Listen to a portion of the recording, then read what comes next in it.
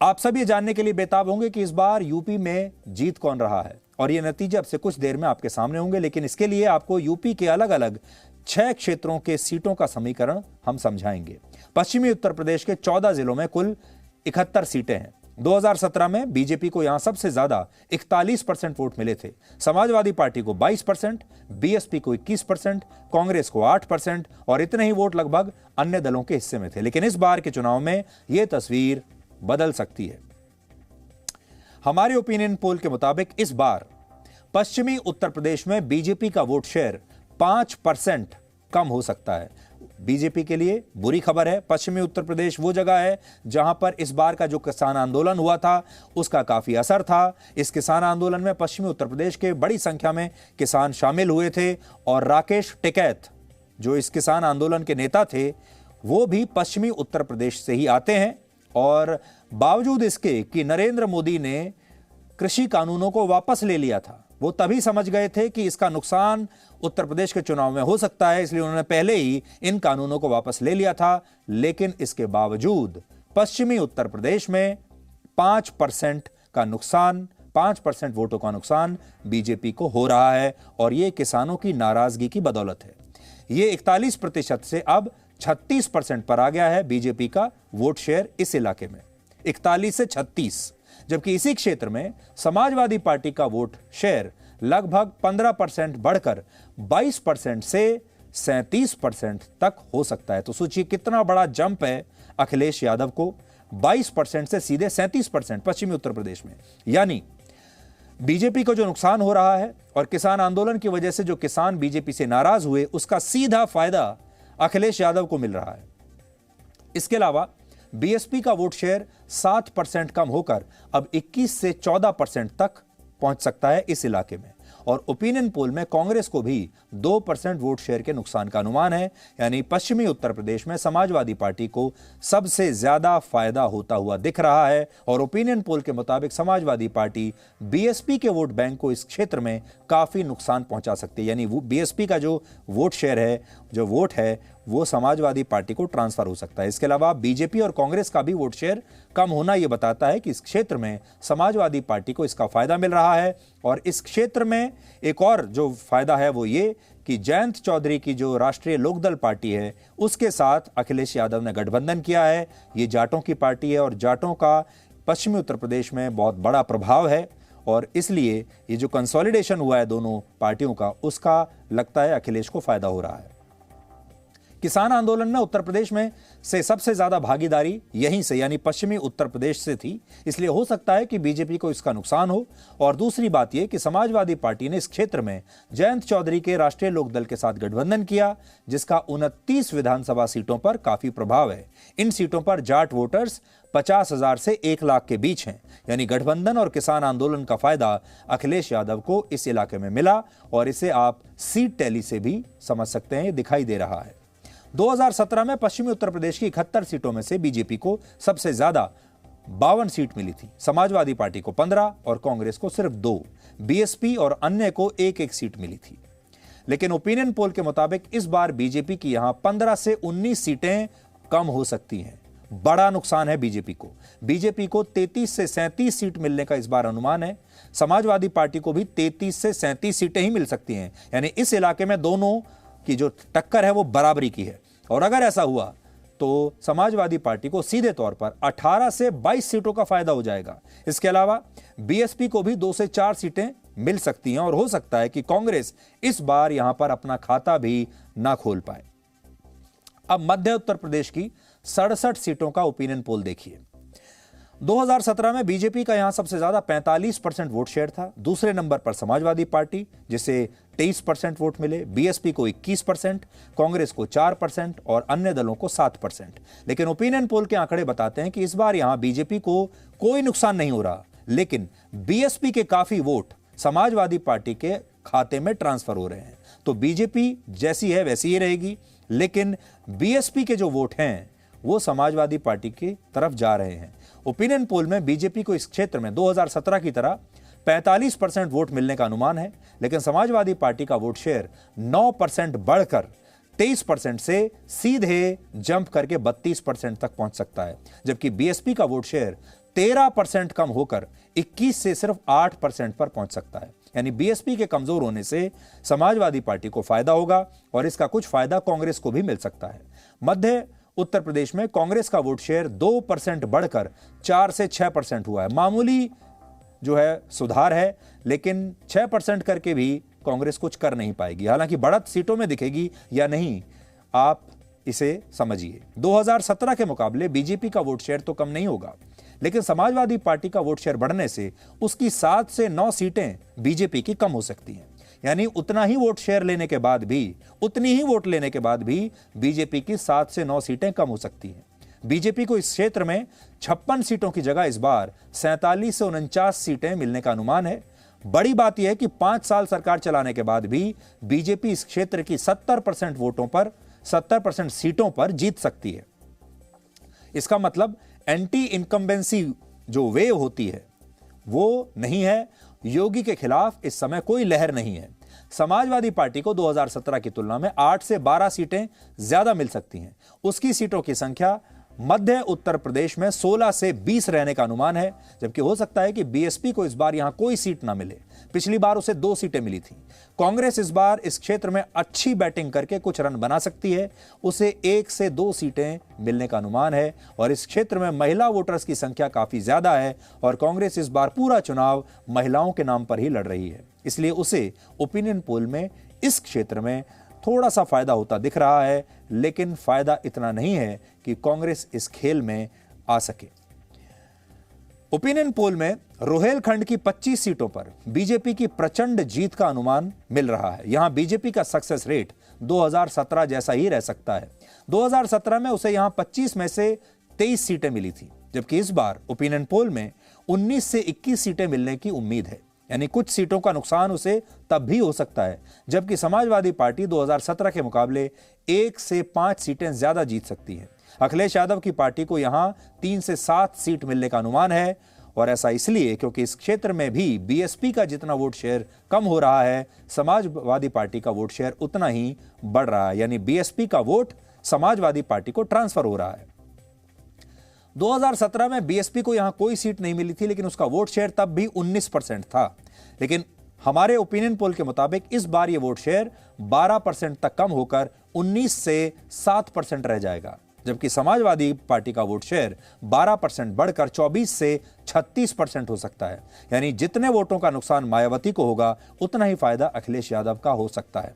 हालांकि बीजेपी का vote share भी इस क्षेत्र में 2017 की तुलना में 8% बढ़कर 43% से 51% तक हो सकता है, जबकि कांग्रेस के वोट 3% कम हो सकते हैं और अन्य के वोट शेयर में भी पिछली बार के मुकाबले 5% की कमी आ सकती है।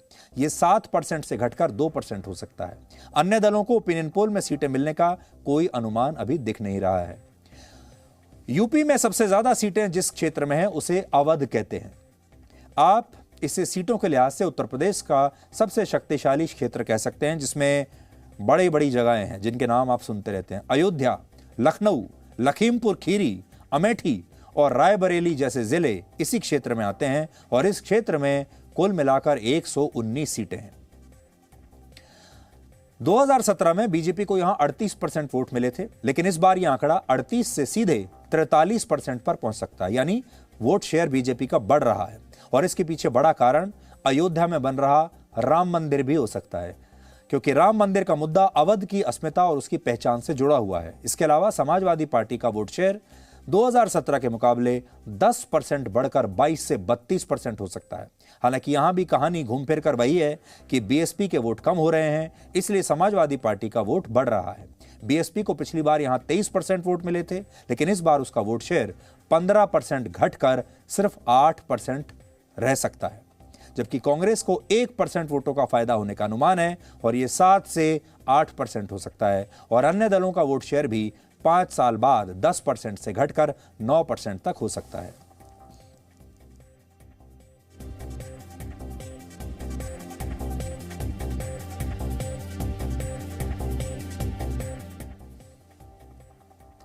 हालांकि वोट शेयर बढ़ने के बावजूद बीजेपी को इस क्षेत्र में कुछ सीटों का नुकसान तब भी उठाना पड़ेगा। तो सोचिए, जो इंपॉर्टेंट बात है वो ये है कि वोट शेयर तो बढ़ रहा है बीजेपी का, लेकिन सीटें तब भी कम हो रही हैं। 2017 में बीजेपी को यहां 119 में से 93 सीट मिली थी।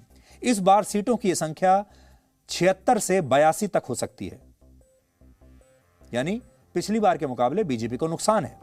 पिछली बार समाजवादी पार्टी को अवध में सिर्फ 9 सीटें मिली थीं, लेकिन इस बार समाजवादी पार्टी को 20 से ज्यादा सीटों का फायदा हो सकता है और उसे 34 से 38 सीटें यहां से मिल सकती हैं, जबकि बीएसपी को 8 सीटों का नुकसान होगा और इस बार यहां एक भी सीट बीएसपी को नहीं मिल रही है।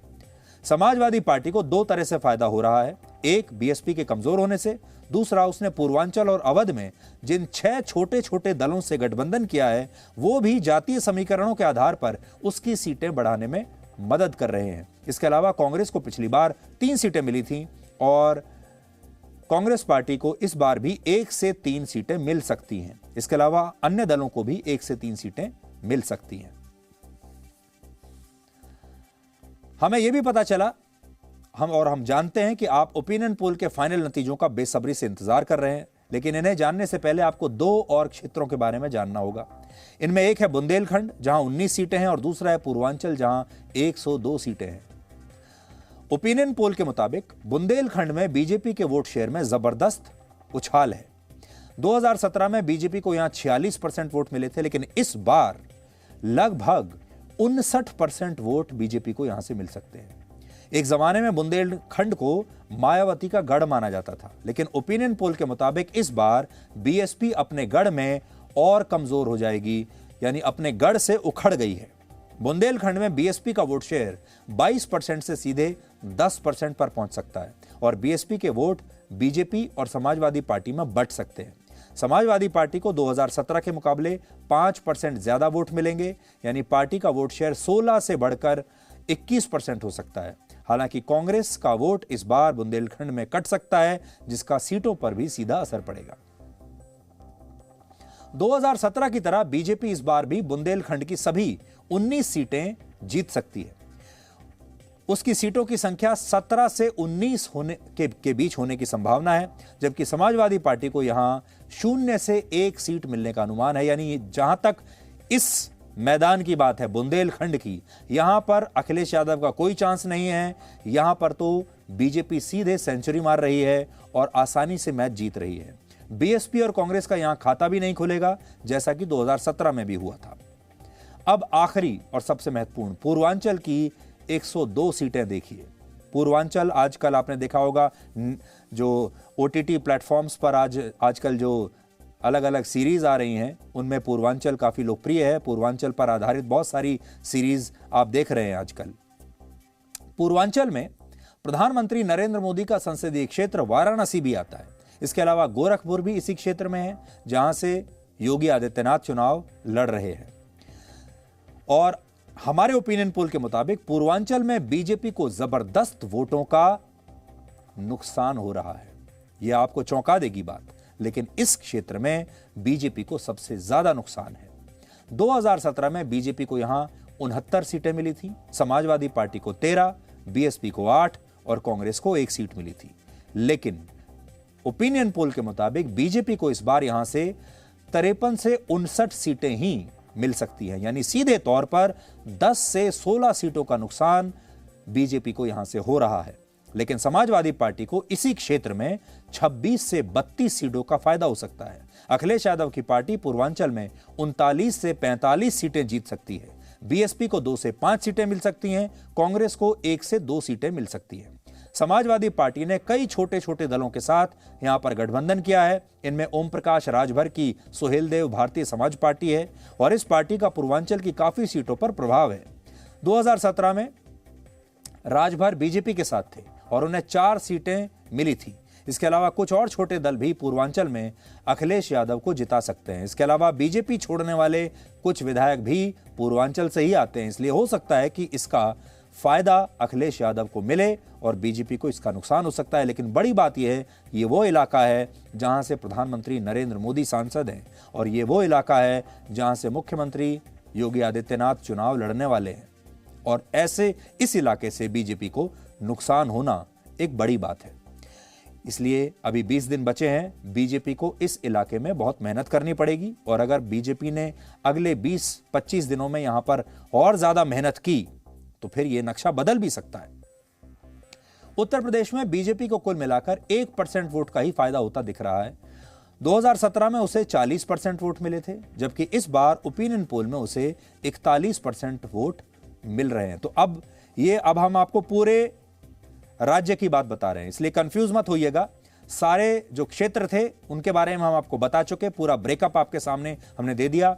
अब देखिए आप, ये पूरे राज्य में सारे क्षेत्रों को मिलाकर बीजेपी का वोट शेयर क्या होगा, ये देखिए। सब क्षेत्रों की कहानी जब आपको बता चुके हैं, उसके बाद यह समझ में आ रहा है कि बीजेपी को 1% वोट शेयर का फायदा हो रहा है। पिछली बार उसका 40% वोट शेयर था और इस बार 41%। लेकिन यह भी बड़ी बात है क्योंकि 5 साल सरकार चलाने के बाद भी बीजेपी को 1% का फायदा हो रहा है। इसका मतलब योगी आदित्यनाथ के खिलाफ कोई भी लहर नहीं है। समाजवादी पार्टी को 12% वोटों का बड़ा फायदा हो सकता है। तो जंप जो असली लगाई है वो तो अखिलेश यादव ने लगाई है, सीधे 12%।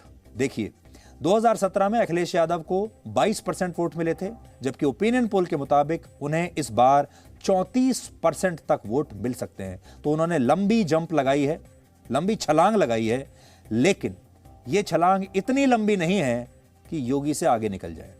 बीएसपी को पिछली बार करीब 12%, माफ कीजिएगा, बीजेपी को इस बार 12% वोटों का नुकसान हो रहा है। 2017 में बीएसपी को 22% वोट मिले थे, अच्छा खासा वोट मिला था, लेकिन हमारे ओपिनियन पोल में यह आंकड़ा अब गिरकर 10% हो सकता है। और इसीलिए हमने आपको शुरुआत में कहा था कि जो बड़ी बात है इस बार वो ये कि मायावती की जो पार्टी है वो समाप्ति की तरफ बढ़ रही है और उसका जो वोट शेयर है इस बार वो आधे से भी कम रह गया है। 22% से 10% बीएसपी का वोट शेयर रह गया है। और अब बड़ी बात यही है कि जो आधे से ज्यादा बीएसपी का वोट शेयर घटा है, ये वोट कहां जाएगा। और ये वोट अभी जो दिख रहा है वो ये कि ये अखिलेश यादव को मिल रहा है और इसीलिए अखिलेश यादव हर क्षेत्र में अच्छा प्रदर्शन कर रहे हैं। कांग्रेस का हाल जैसा था वैसा ही है।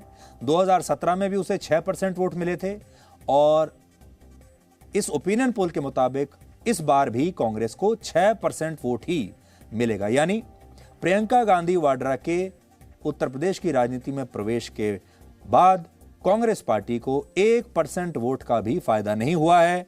राहुल गांधी ने ऐलान कर दिया था कि अगर कांग्रेस जीतती है तो प्रियंका गांधी वाड्रा मुख्यमंत्री बनेंगे उत्तर प्रदेश की, लेकिन कांग्रेस की जो सुई है उत्तर प्रदेश में वो जरा भी नहीं हिली, 6% पर अटक कर रह गई है।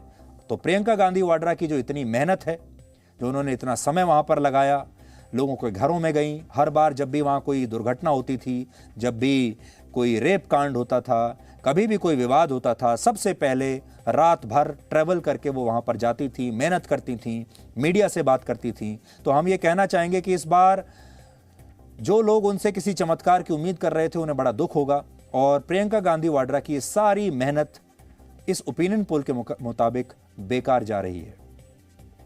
वोट शेयर के बाद अब यह देखिए कि ओपिनियन पोल के हिसाब से उत्तर प्रदेश में इस बार कौन जीत रहा है और किस पार्टी को कितनी सीटें मिल सकती हैं।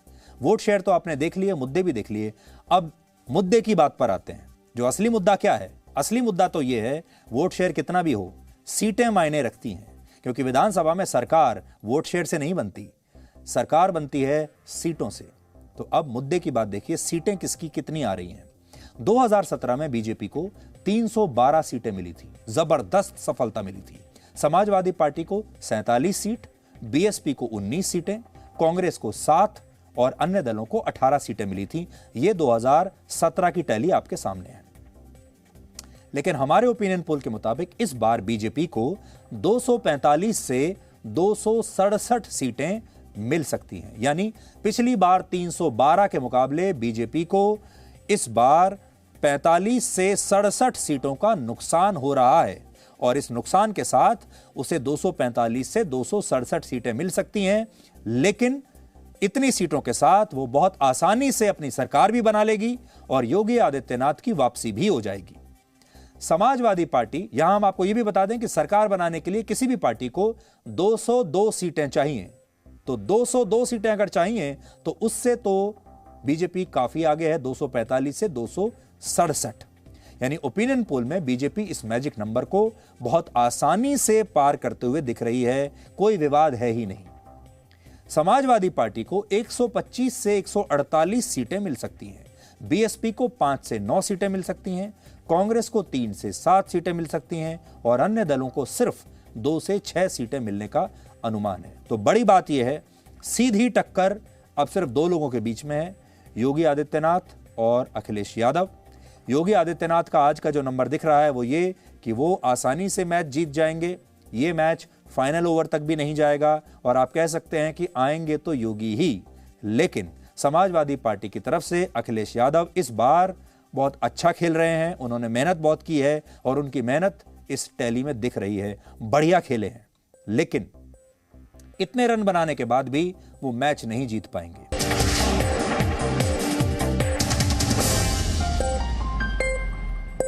Presenting B News app, available on Google Play and App Store. Download it now.